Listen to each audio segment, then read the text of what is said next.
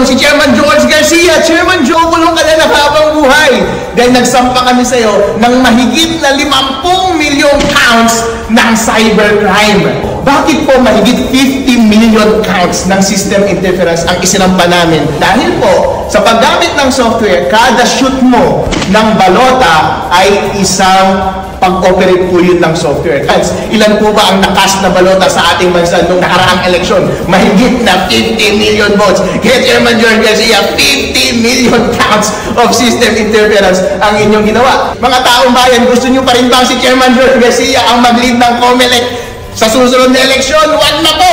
Gusto nyo pa rin po ba ng dayaan? Wag na po! Kaya po namin isinasampa itong kaso na ito para makulong na po siya at hindi na po siya ang maging chairman ng COMELEC sa susunod na eleksyon. Chairman George, alam ka, makukulong ka na habang buhay.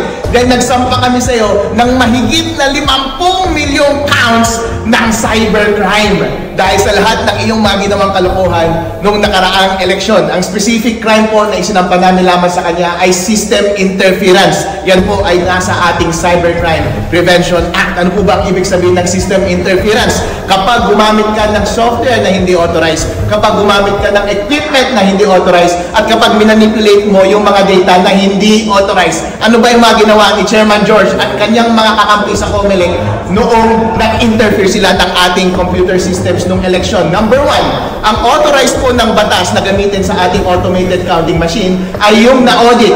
Ang na-audit po yung version 3.4.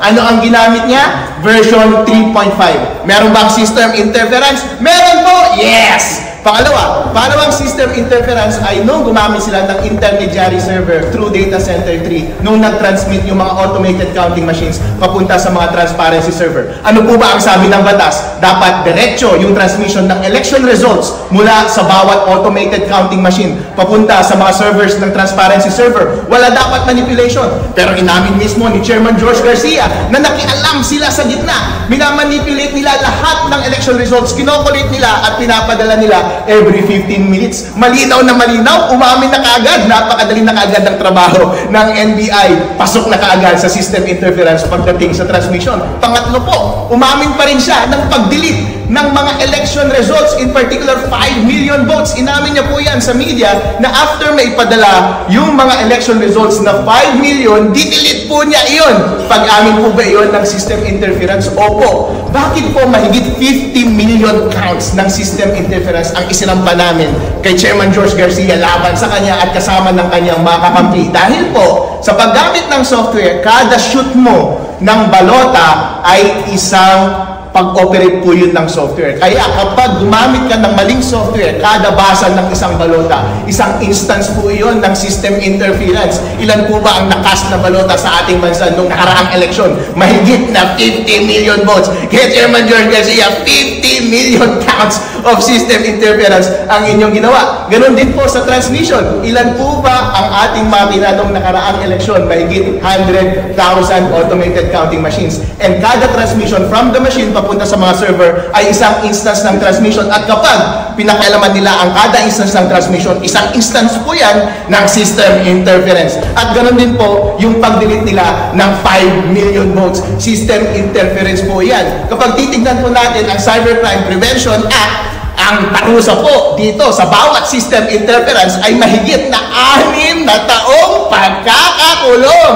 Chairman George Garcia, habang buhay kang makukulong. Hindi na ikaw ang magiging leader ng COMELEC sa 2028. At ang multa po na ipapataw sa inyo, kada count ay 200,000 pesos at mas mahigit pa. At kaya kung totoo po, yung mga sabi-sabi na nabayaran ng COMELEC ng napakalaking milyon-milyones at bilyon-bilyon nung nakaraang eleksyon, kulang pa yung pera na iyan para sa pagbayad ninyo ng multa kapag na-convict kayo sa lahat ng counts na ito na isinampa namin dito sa NBI. Lahat po ng ito ay ginagawa natin para hindi na po maulit yung dayaan sa 2028 na baka siya pa rin ang uupo as chairman ng COMELEC. Tandaan po natin, ang tenure ng mga COMELEC commissioner ay rolling 7 years. At siya pa rin siguro ang uupo sa 2028. Mga taong bayan, gusto nyo pa rin bang si Chairman George Garcia ang mag-lead ng COMELEC sa susunod na eleksyon? Wag na po! Gusto nyo pa rin po ba ng dayaan? Wag na po! Kaya po namin isinasampa itong kaso na ito para makulong na po siya at hindi na po siya ang maging chairman ng COMELEC sa susunod na eleksyon. Tandaan po natin na ang gravamen ng case ng system interference ay basta nag-interfere ka. Hindi na mahalaga na yung pag-interfere mo ay para magkanim ng daya o hindi. Sa totoo lang po, napakadali ng trabaho ng NBI ngayon kasi inamin na lahat ni Chairman George na nag-interfere siya sa software at nag-interfere siya sa equipment sa pamamagitan ng mga intermediary server at pag-delete ng mga data. Kung meron mang dayang ginawa o hindi po yun ang mahalaga. Ang gravamen po ng krimen ay nag-interfere ka. Nakialam ka na hindi naman dapat. And that simply, merong dahilan para i-prosecute na kaagad criminally itong si Chairman George Garcia at ipakulong na siya habang buhay dahil mahigit na 50 million counts itong kaso na ito. Sa totoo lang po, napakadali ng trabaho ng NBI ngayon dahil lahat ng ebidensya po ay nasa media na inamin lahat ni Chairman George ang lahat ng interference na kanyang ginawa. At kasama namin ang napakaraming pari, mga bishop at napakaraming general. Ibig sabihin, kampi namin ang Panginoong Diyos at ang militar sa ating bansa. Nagkaroon ba ng dayaan noong 2025 elections? Nagkaroon ba ng nakawan ng boto ng sambayan ng Pilipino? May mga very disturbing signs. At yun po yung gusto natin malaman sa kaso na sinampa natin ngayon. So, a group of bishops and retired generals and civil society leaders nagsampa po ng complaint dito sa NBI dahil gusto nating malaman ang katotohanan. May tatlong allegations po tayo essentially. Una, kasi yung certified and audited na software program na 3.40 na dapat i-install sa lahat ng automated counting machines in all precincts nationwide, pinalitan nila ng unaudited and uncertified program 3.50. Yun pong una. Pangalawa, nasa batas kasi required na lahat ng election returns galing sa ACMs, counting machines, sa lahat ng presinto nationwide, dapat directly na ipapadala yan sa COMELEC Central Server at sa 5 transparency servers tulad ng TPCRV, Media, NAMFREL at yung dominant political parties. Pero hindi ganyan ang nangyari. Pinadaan nila sa isang intermediary server or system doon sa Data Center 3. At ito yung unang tumanggap ng proseso at ng consolidate ng election results data bago pinadala sa PPCRV, sa NAMFREL, sa Media at 2 dominant political parties. So, gusto nating malaman, nagkaroon ba ng alteration or manipulation o dayaan? So, that's why po, in-invite natin ang itong NBI na pwede bang imbestigahan ninyo para malaman natin ang katotohanan. So, yun ang po, Chairman George Garcia, hindi po lahat ng Pilipino ay bulag at takot at natutulog. Mahaba po ang kamay ng hustisya. Kung may ginawa po kayong kalokohan, maabot at maabot din po kayo ng kamay ng batas at mapapaisalalim kayo sa batas at hustisya ng ating bansa. So yun ang po, no? Ito po, si former president ng Financial Executive of the Philippines, no? Si Franklin Isaac, may gusto siyang explain sa inyo. Pagbigyan mo natin siya ng pagkataon.